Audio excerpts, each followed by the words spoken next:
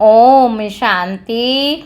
आज 13 अगस्त 2025 आज की साकार मुरली के अनमोल मधुर महावाक्य सुनेंगे। मीठे मीठे बाबा के मीठे बच्चे। अकाल मूरत बाप का बोलता चालता तख्त यह ब्रह्मा है।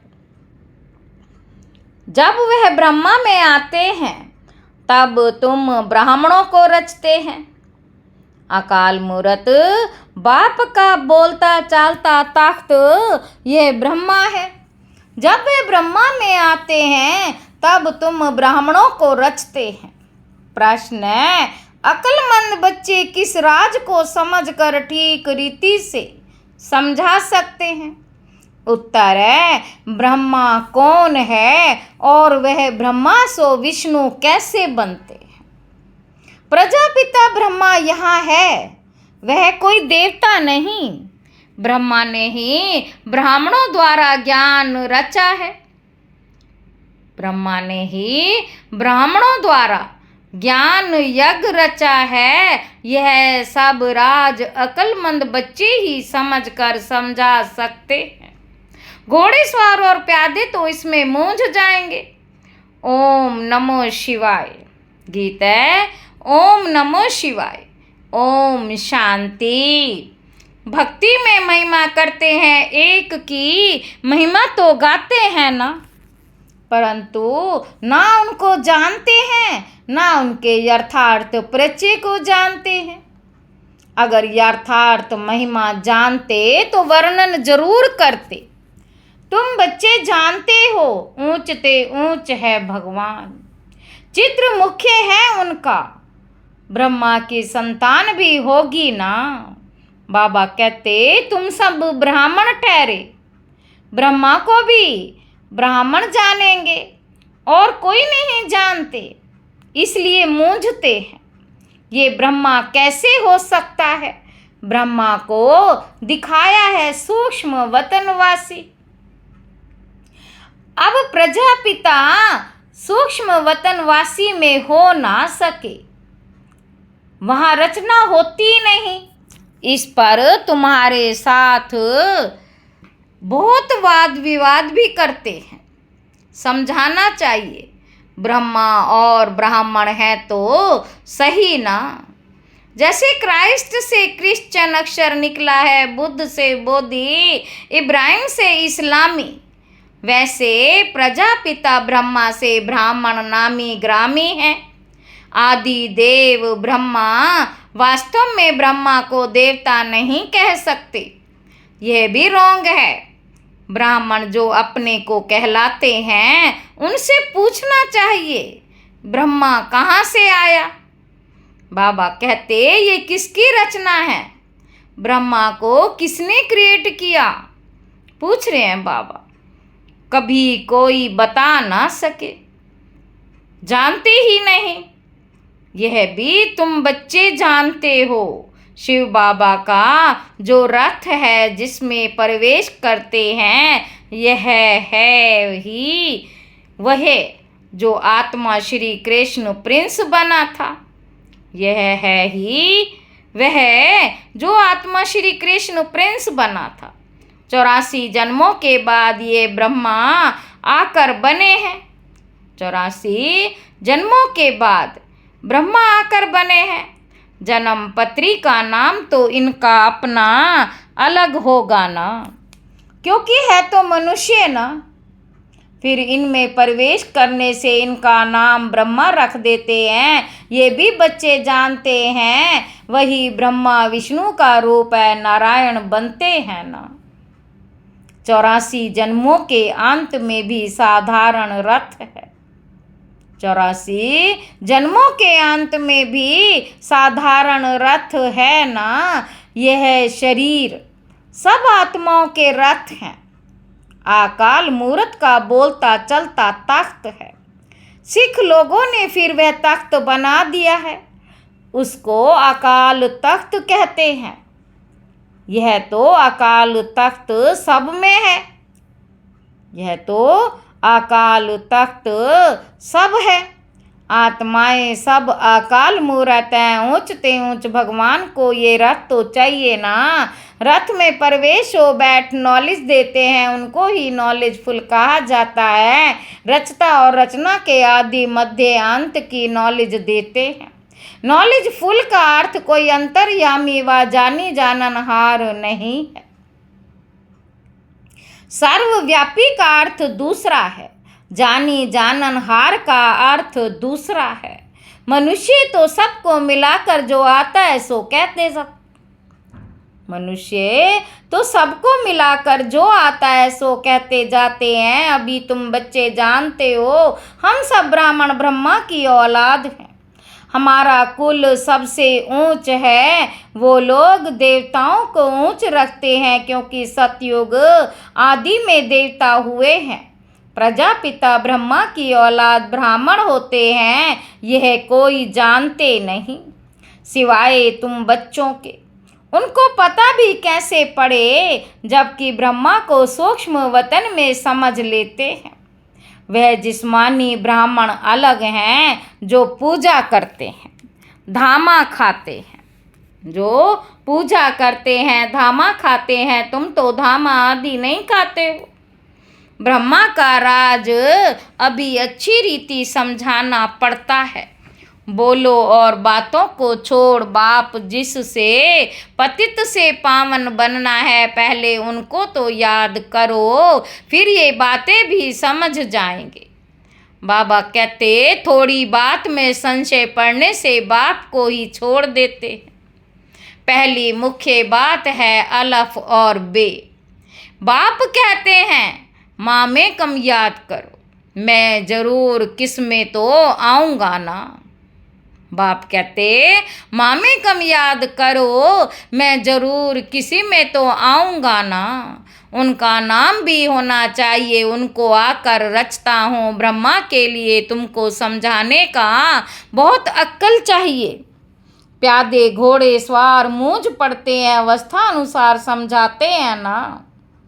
बाबा कहते प्रजापिता ब्रह्मा तो यहाँ है, ब्राह्मणों द्वारा ज्ञान यज्ञ रचते हैं, तो जरूर ब्राह्मण ही चाहिए ना। प्रजापिता ब्रह्मा भी यहाँ चाहिए जिससे ब्राह्मण हो। ब्राह्मण लोग कहते भी हैं हम ब्रह्मा की संतान है, समझते हैं परंपरा से हमारा कुल चला आता है। परंतु ब्रह्मा कब था वह पता ही नहीं। भी तुम ब्राह्मण हो, ब्राह्मण वह जो ब्रह्मा की संतान हो, वह तो बाप के ऑक्यूपेशन को जानते ही नहीं। भारत में पहले ब्राह्मण ही होते हैं। ब्राह्मणों का है ऊंचते ऊंच कुल। वह ब्राह्मण भी समझते हैं हमारा कुल जरूर ब्रह्मा से ही निकला होगा, परंतु कैसे कब वह ब्राह्मण वह वर्णन नहीं कर सकते। तुम समझते हो प्रजापिता ब्रह्मा ही ब्राह्मणों को रचते हैं। जिन ब्राह्मणों को ही फिर देवता बनना है, ब्राह्मणों को आकर बाप पढ़ाते हैं। ब्राह्मणों को भी डिनाइस्टी नहीं है। ब्राह्मणों का कुल है, डिनाइस्टी तब कहा जाए जब राजा रानी बने, जैसे सूर्यवंशी डिनाइस्टी है। तुम ब्राह्मणों में राजा तो बनते नहीं, तुम ब्राह्मणों में राजा तो बनते ही नहीं। वह जो कहते हैं कौरवों और पांडवों का राज्य था, दोनों रॉन्ग है। राजाई तो दोनों को नहीं। प्रजा का प्रजा पर राज्य, उनको राजधानी नहीं कहेंगे, ताज है नहीं। बाबा ने समझाया था पहले डबल सिर ताज भारत में थे, फिर सिंगल ताज, इस समय तो 9 ताज। ये भी अच्छी रीति सिद्ध कर बताना है। बाबा कहते जो बिल्कुल अच्छी धारणा वाला होगा वह अच्छी रीति समझा सकेंगे। ब्रह्मा पर ही जास्ती बात समझाने की होती है, विष्णु को भी नहीं जानते। ये भी समझाना होता है वैकुंठ को विष्णुपुरी कहा जाता है, अर्थात लक्ष्मी नारायण का राज्य था। श्री कृष्ण प्रिंस होगा तो कहेंगे ना हमारा बाबा राजा है। ऐसे नहीं कि श्री कृष्ण का बाप राजा नहीं हो सकता। श्री कृष्ण प्रिंस कहलाया जाता है तो जरूर राजा के पास जन्म हुआ है। राजा के पास जन्म हुआ है। साहूकार पास जन्म ले तो प्रिंस थोड़े ही कहलाएंगे। राजा के पद और साहूकार के पद में रात दिन का फर्क हो जाता। श्री कृष्ण के बाप राजा का नाम ही नहीं है, श्री कृष्ण का कितना नाम वाला है। बाप का ऊंच पद नहीं कहेंगे, वह सेकंड क्लास का पद है जो सिर्फ निमित्त बनते हैं श्री कृष्ण को जन्म देने। ऐसे नहीं कि श्री कृष्ण की आत्मा से वह ऊंच पड़ा हुआ है, नहीं।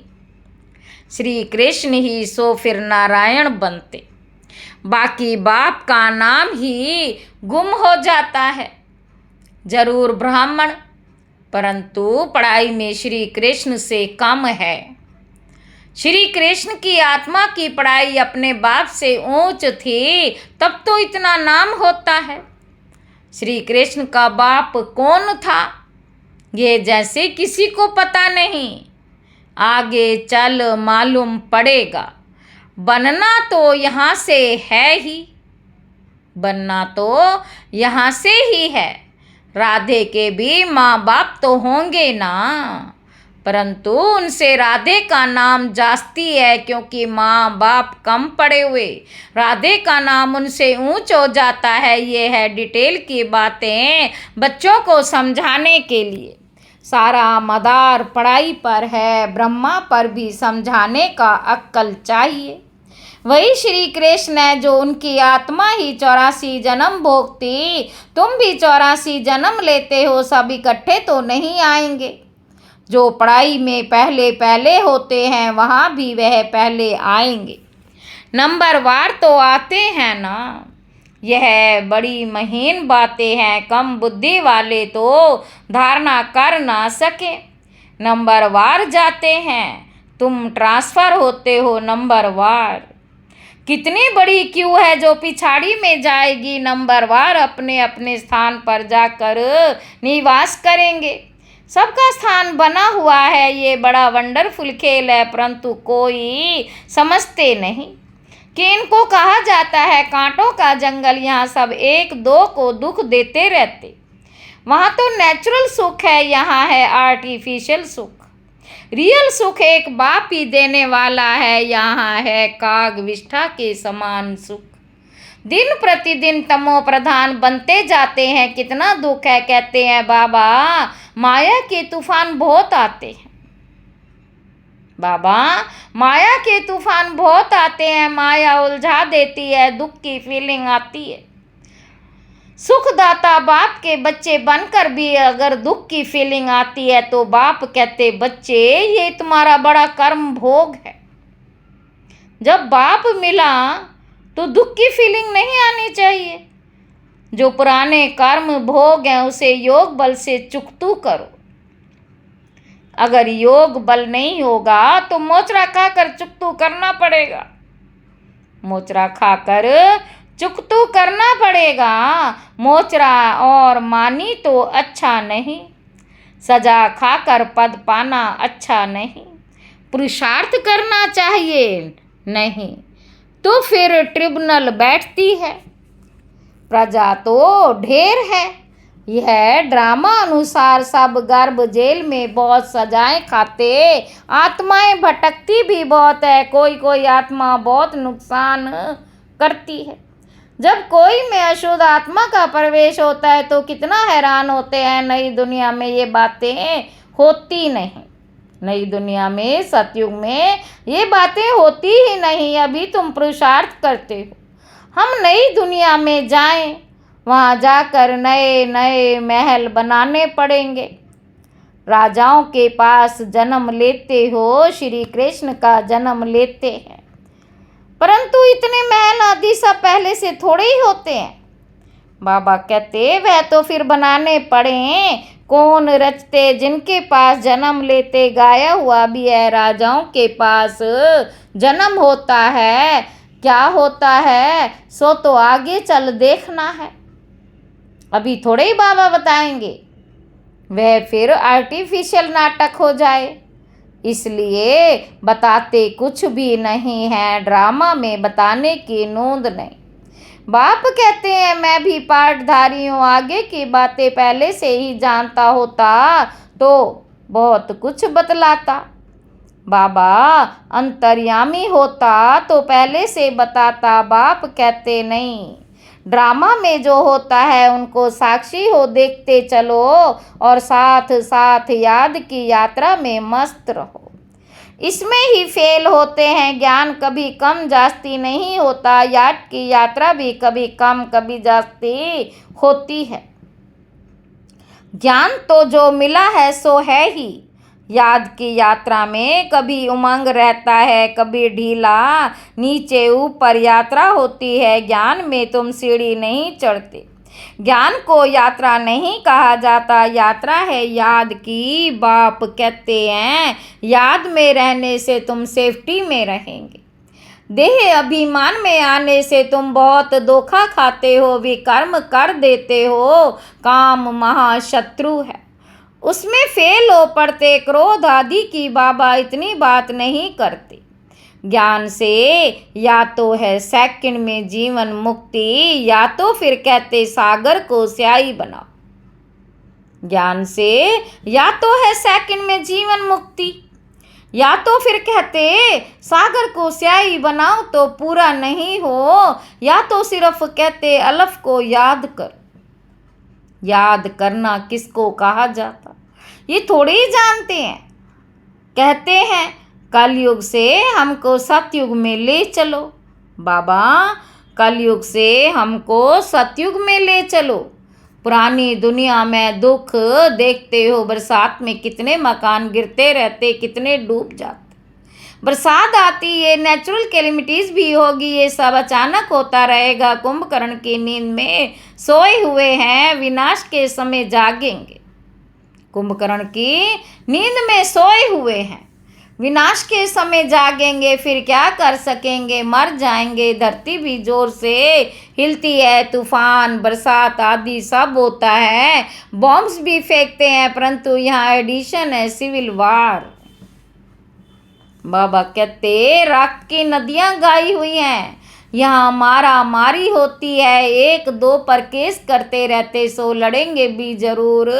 सब है निधन के, तुम हो धनी के, सब है निधन के, तुम हो धनी के, कोई लड़ाई आदि तुमको नहीं करनी है। ब्राह्मण बनने से तुम धनी के बन गए, धनी बाप को या पति को कहते। शिव बाबा तो पतियों का पति है, सगाई हो जाती है तो फिर कहते हम ऐसे पति के साथ कब मिलेंगी। आत्माएं कहती शिव बाबा हमारी तो आपसे सगाई हो गई, अब आपसे हम मिले कैसे। कोई तो सच लिखते, कोई तो बहुत छिपाते, सच्चाई से लिखते नहीं कि बाबा हमसे ये भूल हो गई, क्षमा करो। अगर कोई विकार में गिरा तो बुद्धि में धारणा हो नहीं सकती।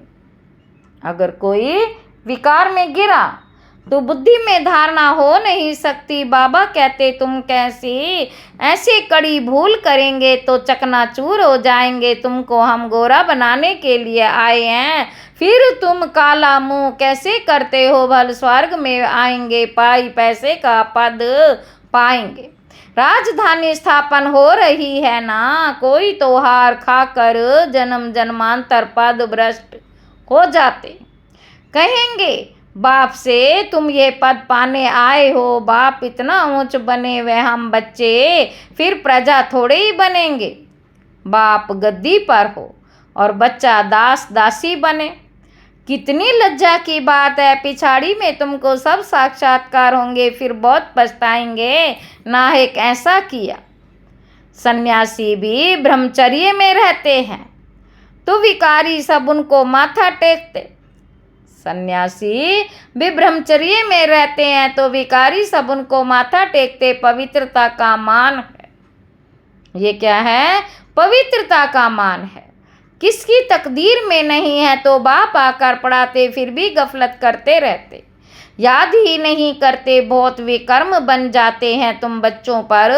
अब है बृहस्पति की दशा, इससे ऊंच दशा और कोई होती नहीं। दशाएं चक्र लगाती रहती हैं तुम बच्चों पर। अच्छा, मीठे मीठे सिक्की लदे बच्चों प्रति माता पिता बाप दादा का याद प्यार और गुड मॉर्निंग। रूहानी बाप के रूहानी बच्चों को नमस्ते। हम रूहानी बच्चों की रूहानी बाप दादा को याद प्यार और गुड मॉर्निंग। नमस्ते बाबा, नमस्ते, शुक्रिया बाबा, शुक्रिया। धारणा के लिए मुख्य सार पहला पॉइंट है, इस ड्रामा की हर सीन को साक्षी होकर देखना है। एक बाप की याद में मस्त रहना है, याद की यात्रा में कभी उमंग कम ना हो। दूसरा पॉइंट है, पढ़ाई में कभी गफलत नहीं करना, अपनी उच्च तकदीर बनाने के लिए पवित्र जरूर बनना है। हार खाकर जन्म जन्मांतर के लिए पद भ्रष्ट नहीं करना है। वरदान है, सच्ची सेवा द्वारा अविनाशी अलौकिक खुशी के सागर में लहराने वाली खुश नसीब आत्मा भव।